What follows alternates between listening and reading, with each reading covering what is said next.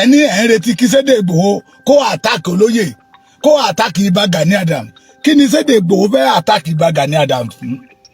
Ìgbòho lè dé lánàá ẹ̀yin tá ń ṣe tẹ́lẹ̀ owó lẹ fi ń gbà owó lẹ fi ń gbà tẹ́ bá ti dárúkọ restructuring true federalism táwọn ìjọba tó wà bẹ́ẹ̀ bá ti pè yín tẹ́ bá ti gbowó lẹ yíhun padà owó lẹ fi ń gbà owó lẹ fi Yorùbá ń pa òun wá ní Sunday Igboho ló ní ká lọ máa gbé káàkiri pé Gani Adams ló ń fẹ́ gbowó. Bàbá Èkìtì tún ti dé o. Bàbá Èkìtì ló fi òkò ọ̀rọ̀ ńláńlá ránṣẹ́ sí special adviser kan sí olóyè Gani Adams Ààrẹ Ọ̀nà Kakanfò. Special adviser yìí náà ni wọ́n pè ní olóyè Dauda asikolaye. Ọ̀rọ̀ bà olóyè Dauda o. Kí ló fà á? Kí ló ṣẹlẹ̀? Àwọn ọ̀rọ̀ kan mà ní olóyè Dauda yìí sọ nípa olóyè Sunday Igboho. Kí olóyè Dauda asikolaye kí ni wọ́n sọ nípa olóyè Sunday Igboho tí kò rí bẹ́ẹ̀ tí bàbá Èkìtì ṣe jáde tán lórí ọ̀rọ̀ olóyè yìí? Ibi tí ìṣòro wá wà gangan náà ni pé kí ló fa ohun táwọn kan pè ní rivalry tí bàbá Èkìtì fi ń sọ pé ẹ wo kò sí rivalry kankan láàrin Gani Adams àti Sunday Igboho àti pé Sunday Igboho ò mú Gani Adams gẹ́gẹ́ bí rival o. Ẹ gbọ́ àwọn àṣírí kan tó tú láàrin Gani Adams tó tú nípa Gani Adams nípa olóyè Sunday Igboho.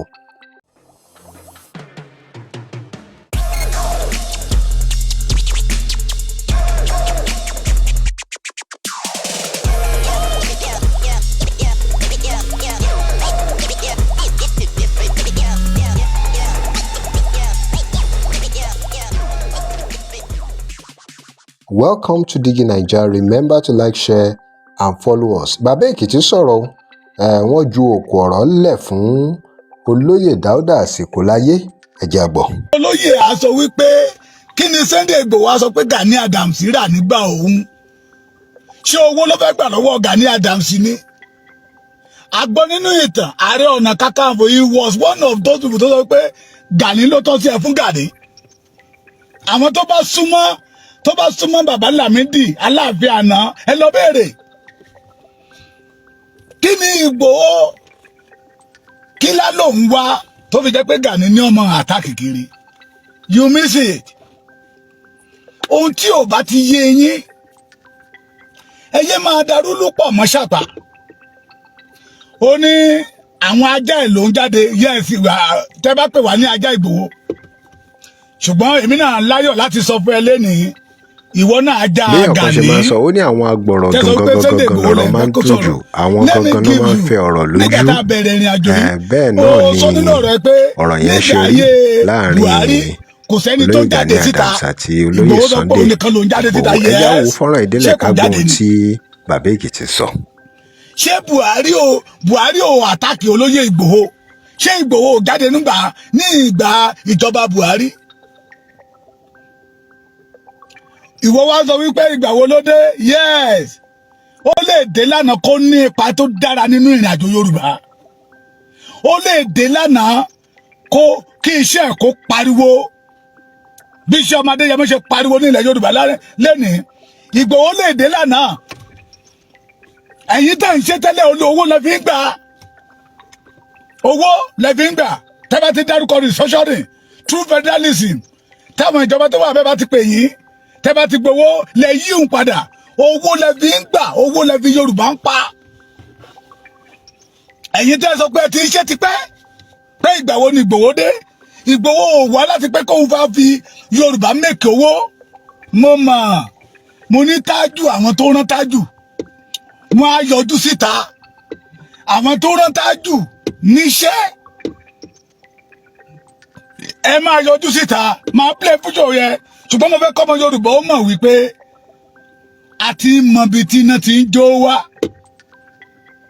If anything happen to olóyè Sunday Igboho tí ò lè ṣẹlẹ̀ we hold Gani Adams responsible to it. Nígbà tá a bẹ̀rẹ̀ ìrìn àjò yìí Ìgbòho gàn interview kan ó ní ẹ fọwọ́ kàn wá bẹ́ẹ̀ bá fọwọ́ kàn wá bẹ́ẹ̀ bá fọwọ́ kàn wá ìgbà yẹn lẹ máa mọ̀ pé Ààrẹ Ọ̀nà Kakanfò Ìbà Gani Adams ń bẹ lẹ́yìn wa. Ìgbà yẹn lẹ máa mọ̀. Wọ́n bí léèrè ìgbà yẹn ni pé ṣé ohun tó ṣe yìí ṣé Ààrẹ Ọ̀nà Kakanfò ṣó lọ́wọ́ sí? Ó ní ẹ jẹ́ ká fọwọ́ kàn wá. Ìgbà yẹn náà máa mọ̀ bí Ààrẹ Ọ̀nà Kakanfò ń bẹ lẹ́yìn wa, bí Ààrẹ Ọ̀nà Kakanfò bẹ lẹ́yìn wa. Irú respect wo lẹ fẹ́ kó tó fún Ààrẹ Ọ̀nà Kakanfò àti Sunday Igboho the same age ni wọ́n? Ààrẹ is 52, Sunday Igboho is 52, the same age. Ẹgbẹ́ sì ni wọ́n. Tó bá tábà ìgbọ́dún méjìlá wá ara wọn, ẹgbẹ́ sì ni wọ́n. Àwọn olóyìnbó ní pé after 5 years ló lè sọ pé ojú ẹni báyìí lọ. Ọ̀rọ̀ máa ń dùn jù, àwọn gangan náà máa ń fẹ́ ọ̀rọ̀ lójú. Kí ló dé tẹ gbádùn ọ̀tẹ̀? Ọ̀rọ̀ yẹn ṣe rí láàrin olóyè Gani Adams àti olóyè Sunday Igboho. Ẹjá wo fọ́nrán ìdílé ká gbóhùn tí bàbá Èkìtì sọ. Àwọn ọmọ ṣé ẹ wà ń bẹ̀ nígbà tí àwọn tó wá fún yín ní information pé Sunday Igboho ló ń rán àwọn èèyàn síta. Mo ti sọ fún yín pé whoever tó bá jáde síta tó bá ń sọ̀rọ̀ tó ló ń tẹ̀lé Sunday Igboho kó jáde síta pé Sunday Igboho ló ní kó sọ báyìí. Sunday Igboho ò rán anybody, kò rán anybody. Òun lẹ́fìrí tó bá ń sọ̀rọ̀ táwọn èèyàn bá ní kó má sọ̀rọ̀ mọ́, ọ̀rọ̀ tó sọ yẹn ti pọ̀ jù, adẹ̀dàkẹ́. Sọ̀rọ̀sọ̀rọ̀ ni. He did not say anybody. Ṣùgbọ́n tẹ́nìyàn bá ti fẹ́ràn ènìyàn tó dẹ̀ fẹ́ràn iṣẹ́ tó ń ṣe, tó rí pé iṣẹ́ tó ń ṣe kì í ṣe iṣẹ́ tó máa rí oúnjẹ jẹ ń bẹ̀ nìkan, iṣẹ́ ọjọ́ ọ̀la làwa fi ń tẹ̀lé lẹ́yìn pé ọmọ ọkọ, ojúlówó ọmọ ọkọ lẹ̀ Yorùbá lélẹ́yìí. Ojúlówó ọmọ ọkọ lẹ̀ Yorùbá lélẹ́yìí tó jáde síta tó ní I don't need money, I want to work for my people. Ó wá ní Sunday Igboho ló ní ká lọ máa gbé káàkiri pé Gani Adams ló ń fẹ́ gbowó, pé iṣẹ́ ọwọ́ Sunday Igboho ni. Ṣé o lè rí ẹ̀rí ìdánilójú? Ìwọ́dẹ̀ ń pèrè no wonder tí Gani fi ń ṣìwàwù, no wonder tí Ààrẹ Ọ̀nà Kakanfò fi ń ṣìwàwù. Kò lólùmọ̀ràn gidi, kò ní olùmọ̀ràn gidi. Torí tí agbéraga ènìyàn, onílára ènìyàn bá ń gbà nìyàn nímọ̀ràn, ìmọ̀ràn bẹ́ẹ̀ nìyẹn náà ṣe máa kápá sókè tá máa gbéraga, tá máa ṣe lára ohun tó dára.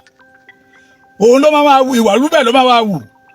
No wonder ẹni tí Gani fi jẹ́ adviser kì í ṣolùmọ̀ràn gidi. Ẹ wádìí.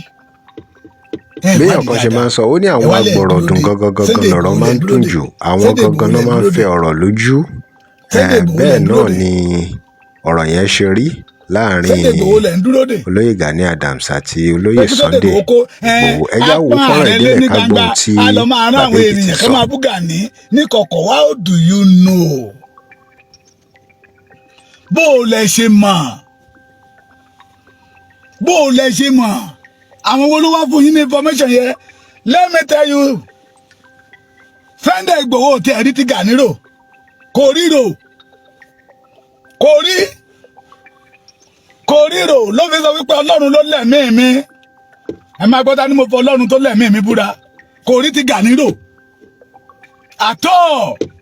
Ṣùgbọ́n ẹ̀yin tẹ́ ń gba Gani ní ìmọ̀ràn burúkú, ẹyẹ burúkú ló yí Gani ká ló fi ń wùwà burúkú. Ní òfin rí pé ó yẹ kó ń ṣe ìran Yorùbá lóore ni tó fi ń ṣe ìran Yorùbá níbi. Drop comment in. Remember to like, share and follow us. Thanks for watching.